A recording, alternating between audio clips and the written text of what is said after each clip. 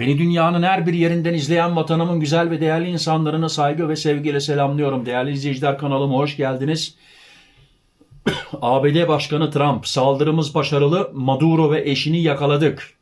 Venezuela'ya saldırdılar değerli izleyiciler. Amerika Venezuela'ya saldırdı.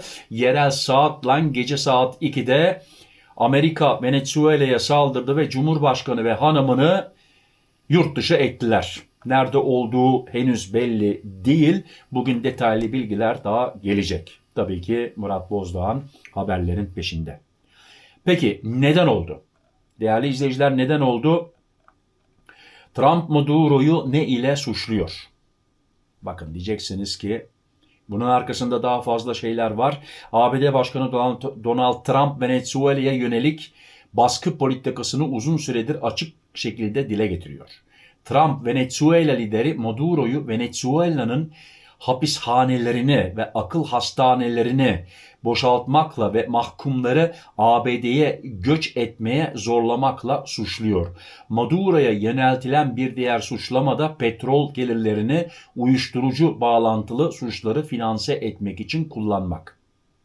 Ve bundan evvel biliyorsunuz 7 gemi bombaladılar. Yani hızlı bot, kokain Amerika'ya gönderiyorlar diye bunları batırdılar. Çok sayıda ölü oldu. Ama bu olaylardan sonra Cumhurbaşkanı Maduro şunları söylemişti. Nerede ve ne zaman isterse görüşmeye açığız. Maduro geçtiğimiz Perşembe günü verdiği röportajda uyuşturucu ve kaçakçılığı ve petrol konularında ABD ile nerede ve ne zaman isterlerse görüşmeye açık olduğunu söylemişti. Ama Trump Maduro'ya o fırsatı vermeden, değerli izleyiciler, gece saat 2'de Venezuela'ya baskın yapıldı. 7 çeşitli yerde patlamalar oldu. İnsanlar uykudan uyandı. Panik şekilde kendilerini dışarı attılar. Savaş uçakları çok alçak uçtukları için tabii ki bütün uyuyanları uyandırdılar ve insanlar gerçekten büyük panikler yaşadı. Bu operasyon Amerika düzenledi ve biliyorsunuz Amerika istediğini yapar. Amerika Birleşik Devletleri Venezuela'ya ve lideri devlet başkanı Nicolas Maduro'ya karşı geniş çaplı bir saldırı operasyonunu başarıyla gerçekleştirmiştir. Maduro eşiyle birlikte yakalanmış ve ülke dışına çıkarılmıştır. Ama biraz evvel söylediğim gibi belli değil ama her şey ortada. Amerika'dalardı yani. Bu operasyon ABD kolluk kuvvetleriyle koordinasyon içinde yürütülmüştür. Değerli izleyiciler. Venezuela Başkan Yardımcısı Delcy Rodriguez, Maduro ve eşi Sila Flores'in nerede olduklarını bilmediklerini söyleyerek hayatta olduklarına dair acil kanıt talep etti. Tabii ki onlar da şimdi ispat istiyorlar ki hayattalar mı, hayatta değiller mi, yoksa bu operasyonda onlar da canlarından oldu mu? Peki değerli izleyiciler, sizler ne düşünüyorsunuz? Bunun arkasında ne var? Trump Venezuela'da biliyorsunuz petrol. Trump bu petrolün peşinde mi? Yoksa gerçekten Trump haklı mı? Meksiko ile aynı problemi yaşıyor Amerika ve bunu Trump istemiyor. Gelen göçmenleri geri göndermeye başladı. Venezuela'dan aynı sıkıntı var Trump'ın söylediğine göre. Sizler ne düşünüyorsunuz? Bana lütfen yorumlarda yazın.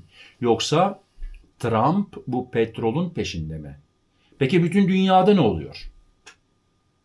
Rusya Ukrayna'ya saldırdı, saldırmaya devam ediyor. Avrupa Ukrayna'ya devamlı destek. Bilmiyorum, belki duymuşsunuzdur. Almanya drone fabrikasyon yapımını, üretimini çoğalttığını duydunuz değil mi?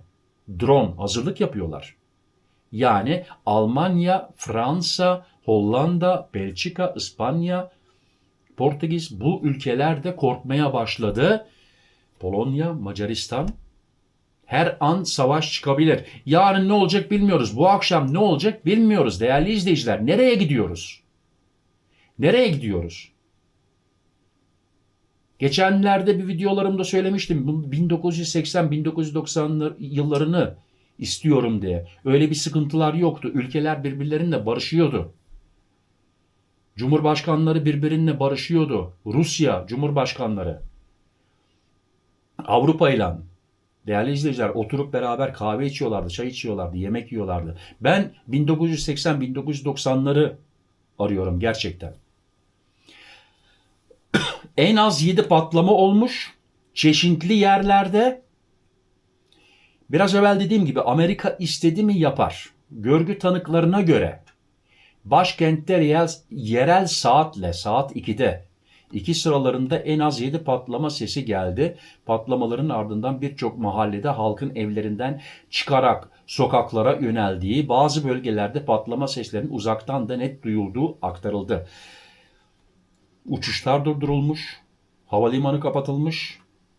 Artık bugün yarın nasıl devam eder? Tabii ki başta şimdi Cumhurbaşkanı da yok. Öbür günler işi ele almaları lazım ve günden güne karar vermeleri lazım. Nasıl olacak, nasıl bitecek? Alçaktan uçtuğu gözlemlenen uçaklar da kent genelinde paniğe yol açtı.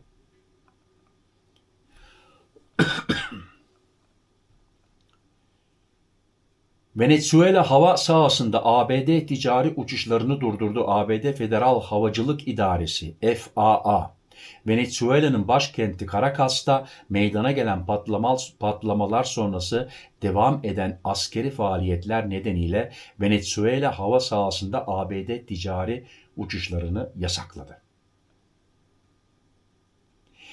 Maduro'nun reportajlarından birkaç gün önce Trump, ABD'nin Venezuela'ya ait olduğu iddia edilen uyuşturucu botlarıyla bağlantılı bir rıhtım bölgesine saldırı düzenlediğini, botları uyuşturucuyla doldukları ve yerde büyük bir patlama meydana geldiğini öne sürmüştü. Venezuela devlet televizyonuna konuşan Maduro, Trump'ın CIA tarafından gerçekleştirildiği bildirilen ve ülke içindeki ilk saldırı olarak kayda geçen Venezuela'daki bir tesisin vurulduğuna dair açıklamasına yanıt vermekten kaçınmıştı. Şimdi değerli izleyiciler, ben bunu çeşitli haber sitelerinden inceledim haberi yapmadan evvel ve Amerika askeriyeye de tabii ki saldırıyor. Askeriyenin bulunduğu yerlere özellikle saldırıyorlar. Nerede askeriyenin sistemleri var, oraları da yani gece saat 2 gibi güzelce Amerika Birliği bombalamış. Evet, tekrar sizler ne düşünüyorsunuz değerli izleyiciler? Avrupa'da yaşayan gurbetçilerim, Türkiye'de yaşayan vatandaşlarım, nereye gidiyoruz? Bana yorumlarda yazarsanız sevinirim. Bir like verirseniz bana destek olmuş olursunuz. Abone olmayan arkadaşlar da abone olurlarsa tabii ki beni gururlandırmış olur. Yeni gelen abonelere hoş geldiniz diyorum. En sonunda diyorum ki kendinize dikkat edin, sıhhatinize dikkat edin. Sıhhatli kalın, benimle kalın. Hoşça kalın. Murat.